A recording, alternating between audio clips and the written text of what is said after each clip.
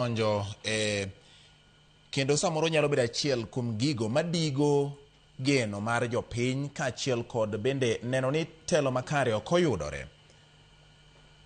Kaka migawo mar dolo, nikech uromo kod kwan oganda mathoth ma bende gin jogo ombulu ogogo.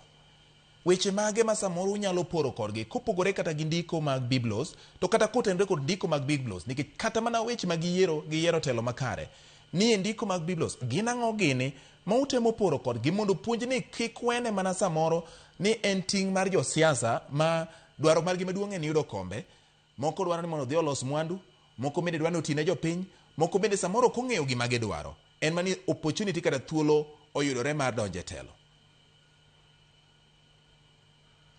George, sani gima watimo kendo gima wadwa chako maduong' sani ahinya en gima waluongo ni civic education.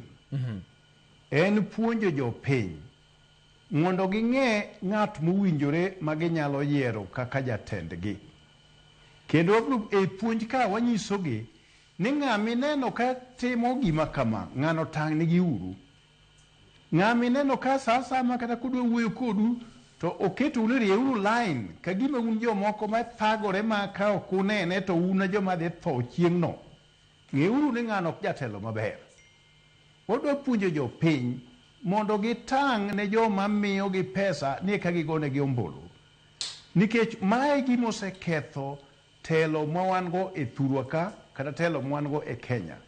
Nikech wiwa wil ni ka ok wachung' motegno mi wanyiso kata jok mwadwa ni mondo oyiergi gieki ni we are not for sale, ok wan jogo ma idwa usi ni ka mondo omi jomoko thuolo mar bedo e telo. Kwanyalo timo magi duto te to wanyalo, josiasa bende nyalo neno ni jopiny oseriek, kendo koro ka ng'ato dhi kata na tich moluonge no, obiro tiyo kong'eyo ni jopiny oseriek. Jopiny ok nyal wuond gi siling 200, jopiny ok nyal wuond gi siling 500. In ka ng'ato mi siling 200 to e higa mangima mano miyi pesa di, mano ng'ano miyi kata pesa matin e siling 1 mabe ok nyal tiyo sani e Kenya ka odiochieng' kodiochieng'. Omiyo wadwaro mana telo manyalo empower manyalo empower oganda mondo oganda obed oganda manyalo chung' kende, oganda manyalo timo gik moko giwegi ma giyud yuto moromo ma ginyalo konyorego, ginyalo puonjogo nyithindo, ginyalo dakgo, ginyalo ng'iewogo chiemo.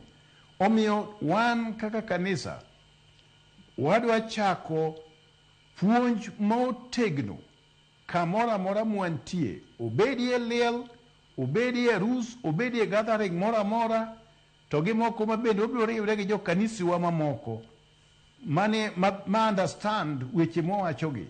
Kendo mano e gima wadwa tiyo ma by the time ji dhi election to jopiny oyudo education moromo kendo ginyalo make decision makare moko chungigo. Erokamano jadolo kuom